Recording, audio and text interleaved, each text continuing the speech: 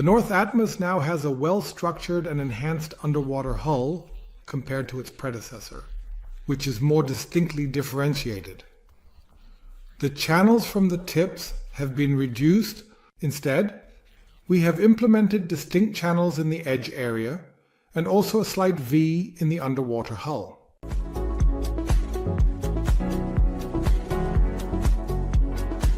The rocker measures 3.6 centimeter and is integrated into a structure that spans a length of 1.38 meter.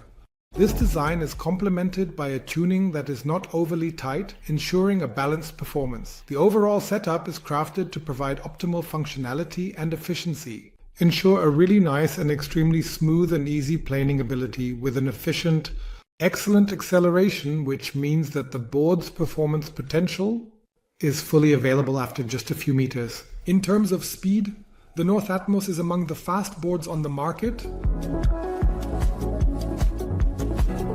but not among the super fast ones. Since the Atmos has a fairly elongated outline overall, and if you then evenly apply pressure, meaning distribute the pressure on the front and back foot approximately evenly, you can effectively prevent the maximum lateral drift and accordingly achieve very good upwind performance.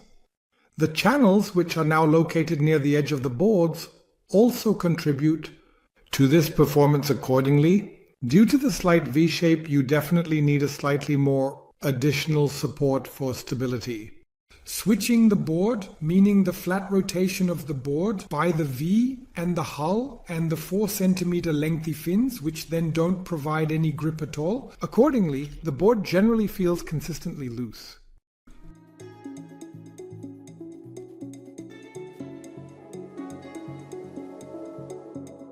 The turning pleasure of the North Atmos moves in medium to tight radii. The grip on the edge remains consistently maintained as long as you don't put too much pressure on the back foot. Meaning don't put too much weight on the fins, because then the board transitions into a controlled light slide. If this does happen, it doesn't occur abruptly, but rather quite harmoniously. To achieve the best possible smoothness and directional stability, you need a slightly stronger edging angle of the board. If you maintain this, the damping of the hull is very good, and you get the feeling that you are truly cutting through the water. It's really impressive how beautifully and smoothly the board rides. The control of the North Atmos is in general overall very good in terms of performance and efficiency. Nothing ever gets caught here, nothing overlaps. The combination of this slight V in the hull, a very good grip over the middle of the edge, and a loose tuning over the fins makes the board, as one would indeed say in snowboarding, butter very nicely. You have quick transitions between a controlled slide, an overall nice grip, and a good pop, which absolutely encourages playfulness.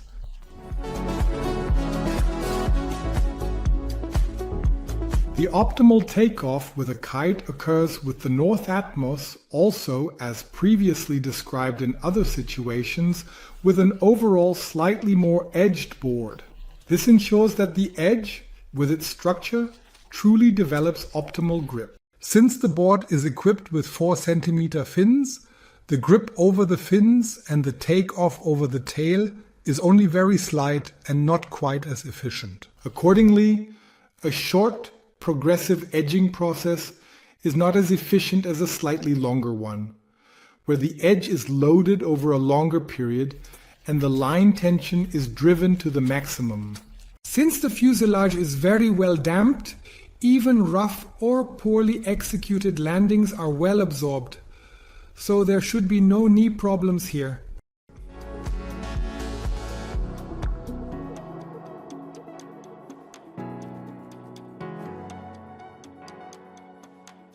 Those who prefer to focus on the unhooked tricks in kite surfing will be rewarded with a really good pop thanks to the board's tuning, namely the laminate structure. The same applies to the jumping technique here, a longer drawn-out edging process, with the jump off the edge in a manner that ultimately ensures the most efficient and effective outcome possible in the given context or situation, leads to optimal performance. Let's summarize the whole thing once again. The North Atmos was tuned with its 4 centimeter long fins and the now more structured underwater hull So in general, the playful aspect of kitesurfing and enjoyment is more in the foreground here. If you follow the detailed instructions and guidelines on the North website and want to use the board for big air, you should definitely modify the current fin setup at least to 4.5 centimeter to achieve a higher overall grip, or you ride precisely at the exact edge angle of the board, only using the edge. The optimal body weight for the board we tested, which is 138 meter and 41 centimeter wide, is approximately between 70 and 90 kilograms, but also for individuals who are seeking a very light and extremely efficient, easy to maneuver board.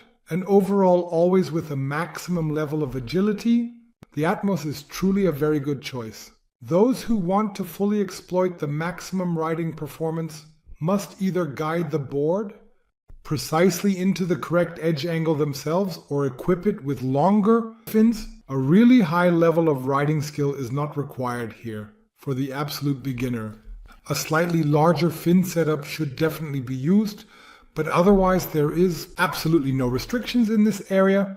And finally, if we take a look at the pricing, the price for the board is approximately 779 euros.